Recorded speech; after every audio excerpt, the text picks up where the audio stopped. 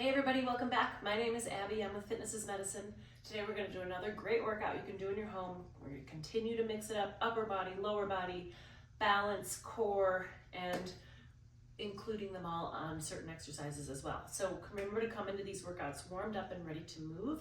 5 to 10 minutes of a cardio workout just to get your heart rate up a little, get your muscles and joints warmed up and ready for movement, and your mindset ready for movement. Okay, today we're going to need one band or tube about chest height, and another TheraBand if you've got one, or you can just use that same one for a different exercise. And that is all we're going to need besides your body weight. So here we go. We're gonna start with a one arm row. So I want you to stabilize. We're going to pull back, keeping everything stable. So you want your shoulder down, pulling straight back, driving your elbow back, thinking about squeezing that shoulder blade toward your spine. Now, it's second nature to kind of want to twist here and get a little bit more range of motion, but I want you to resist twisting. Keep your core nice and tight. So we're resisting that twist. And then when you get here, stop when your arm is straight. Don't kind of twist forward. So keep it here, nice and stable the whole way. So nothing here is moving except your arm pulling back and forth. Everything is staying stable. 2 more. And 10. If you're having a hard time visualizing that, try it, just the motion of it, like in front of a mirror, so that you can get that motion down without all that extra. You know, you kind of feel like you're getting a lot extra if you're doing this, but it's actually a lot more stabilization and a lot more muscular control when we're using that controlled range of motion.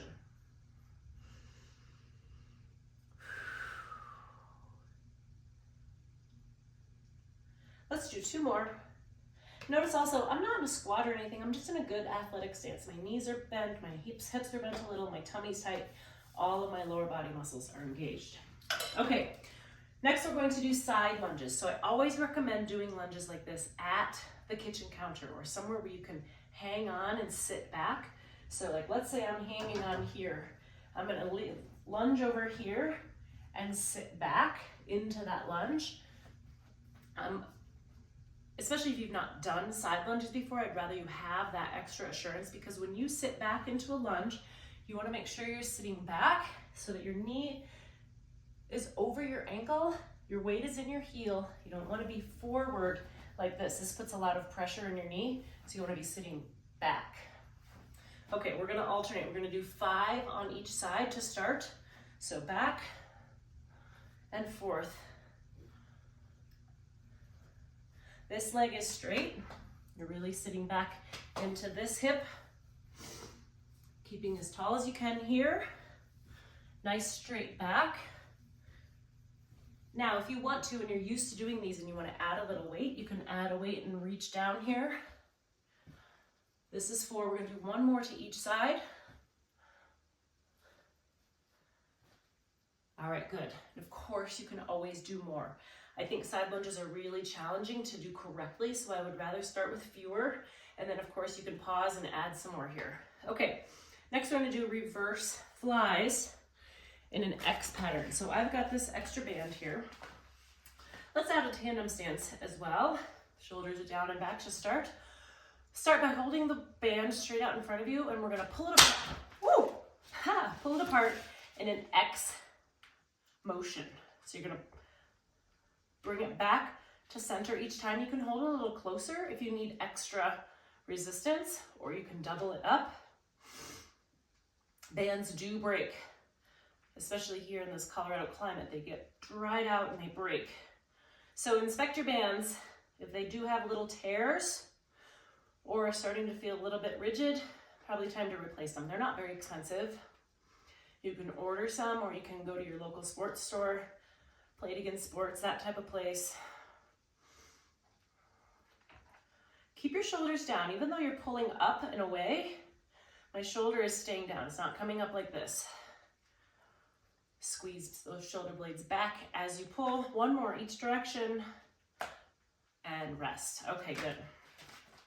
Next, we're going to do calf raises. So or heel raises. So I want you to stand with your feet, I don't know, just hip width apart, just a natural distance. And we're gonna go up as high as you can go and then slowly back down.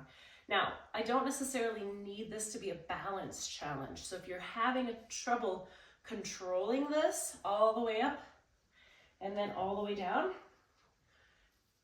just use a kitchen counter or a wall or something so that you can control this. We're working on your toe, your feet, your calf muscles here. All of these are really important for balance. So keeping them all strong is really important. So control is important here.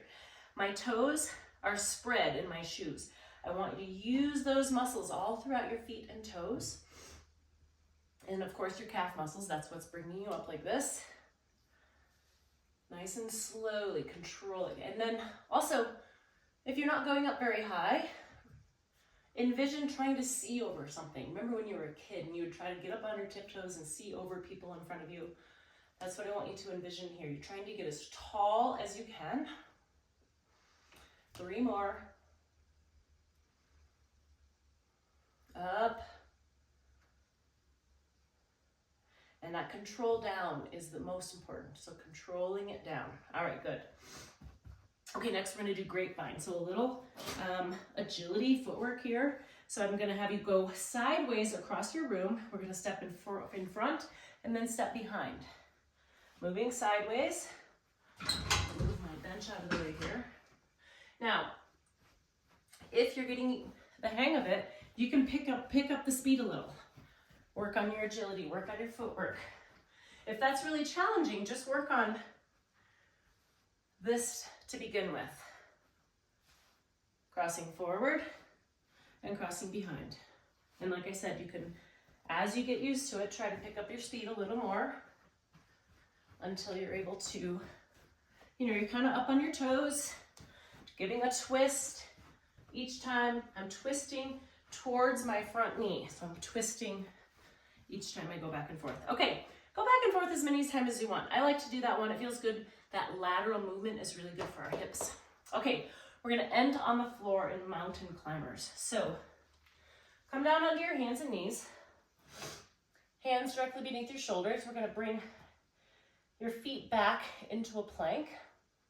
And we're gonna drive your elbows up through your knees, your knees up to your elbows.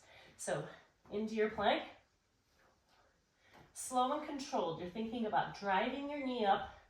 Don't put your toe down. 3, 4. This is obviously arms and shoulders, but it's big core exercise.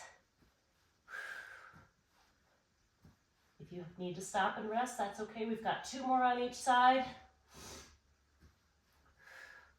And 10. Okay, good. That one feels good to sit back in child's pose. Stretch out those shoulders, stretch out your back.